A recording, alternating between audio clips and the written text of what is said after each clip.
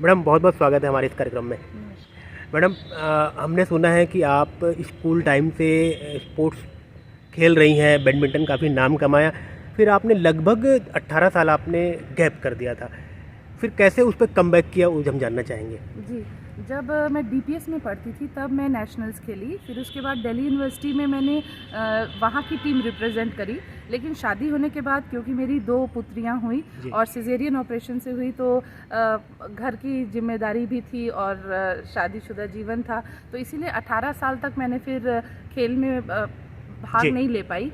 और फिर उसके बाद 2019 से मैंने कम बैक किया और उसके बाद से आज कमबैक के लिए आपको किसने प्रेरित किया कि मामा या बच्चे बोले या जो भी बोला, कैसे वापस आई आप? मेरी मदर मेरे लिए सबसे बड़ी इंस्पिरेशन है और वो शुरू से खेलती आई और उन्होंने हमेशा मुझे प्रोत्साहित किया। और इवन 2018 में जब वो विशाखापट्टनम पहली बार नेशनल खेलने गई मेरी मदर, और तब मुझे ऐसा लगा कि जब मेरी माँ खेल सकती है तो मैं क्यों नहीं खेल सकती। और फिर उन्होंने मेरा बहुत सपोर्ट किया, फिर मेरे फैमिली में भी मेरे हस्बैंड ने सपोर्ट किया कि नहीं तुमको आता है तो तुम खेलो। और फिर मैं 2019 में पहली बार मैं नेशनल्स खेली गोवा में। उसके बाद 2020 में मैं जयपुर नेशनल्स खेली, 2021 में फिर से गोवा में हुआ। और all India civil services badminton मैंने खेला गांधीनगर में, जहां सिल्वर मेडल मिला मुझे लेडीज़ डबल्स में। और अभी मैं खेल के आई हूँ चंडीगढ़ पंचकुला में, वो भी ऑल इंडिया सिविल सर्विस। ये कब खेल के आए, कौन सी तारीख की? मार्च 25 से लेकर 29 तक। जी मैडम, जैसे कि आपकी मम्मी और आप दोनों खेलते, कभी ऐसा कभी मौका हुआ कि दोनों आपस में टकराए हो? ऐसा असल में साथ में खेले हैं, आप आमने सामने नहीं खेल पाए क्योंकि एज ग्रुप रहती है सारे गेम्स में। तो नेशनल्स में भी मैं 40 प्लस खेल रही थी तो मम्मी 60 प्लस खेल रही थी, और अभी तो मेरी मदर इंटरनेशनल खेल के आई हैं, स्पेन भी खेल के आई हैं। अगर प्रैक्टिस की बात करें तो आप लोग साथ में प्रैक्टिस करते होंगे? मेरी मदर हमेशा मुझे यानी मोटिवेट करती है कि तुम और अच्छे से परफॉर्म करो, और हमेशा बोलती हैं कि आगे की शटल उठाओ, इधर मारो, शॉट मारो, ड्रॉप मारो, ऐसे बहुत उनका वो रहता है, यानी कि एक गाइड, एक कोच की तरह वो मेरे को। जब आप कहीं से जीत के आती हैं तो आप उनसे किस तरह की बातें शेयर करती हैं, वो भी बता दीजिए। जब मैं खेल के आती हूँ और यदि मैं हार गई रहती हूँ तो मेरी मदर मुझे सारी चीज़ें बताती है, जो गलतियाँ मैंने की और जो मैं नहीं करती तो मैं जीत सकती थी। और जब मैं जीत के आती हूँ तो मम्मी फिर मुझे ज़मीन में ले आती है कि ज़्यादा खुश मत हो क्योंकि अगला राउंड तुम्हें खेलना है। तो यानी बहुत अच्छा ट्यूनिंग रहती है। अच्छा, आप प्रोफेसर भी हैं, उस बारे में थोड़ा बताइए, कहाँ पढ़ाती हैं आप, क्या करती हैं? मैं पंडित रविशंकर शुक्ल यूनिवर्सिटी में हूँ असिस्टेंट प्रोफेसर, और पिछले विगत 11 साल से वहीं पे हूँ।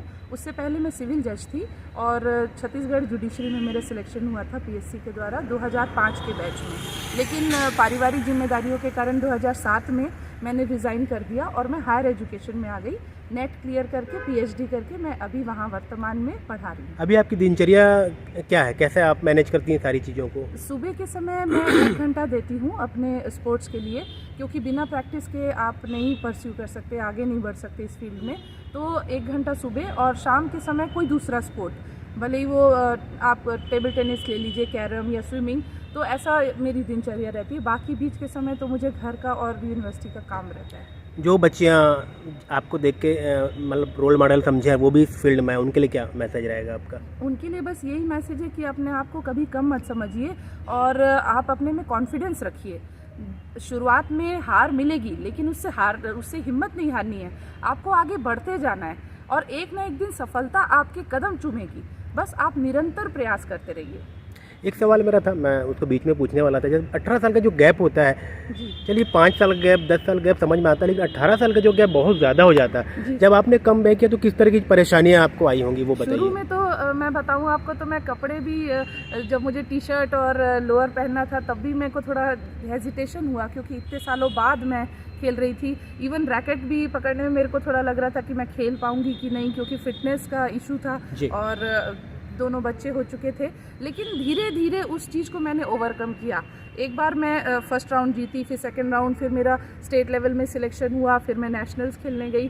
तो धीरे धीरे कोई भी चीज़ पे हम काबू पा सकते हैं, अपने फियर को हटा सकते हैं। जो स्टेमिना होता है मैम, उसमें कोई दिक्कत आई होगी उस समय और अभी में? हाँ, शुरुआत में तो बहुत प्रॉब्लम हुई क्योंकि मेरे जो कॉम्पिटिटर्स थे वो बहुत फिट थे और ज़्यादातर स्पोर्ट्स कोटा वाले लोग थे और हम लोग पढ़ाई वाले बिलोंग करते हैं, एकेडमिशियन हैं, तो उस टाइम में इशू था। लेकिन अब फिर करते करते 2-3 साल हो गए हैं, तो नाउ आई हैव कम। चलिए, थैंक यू मैम। और हम चाहते हैं आप खुद का भी नाम रोशन करें और हमारे छत्तीसगढ़ का नाम बढ़ाएं। Thank you. Thank you.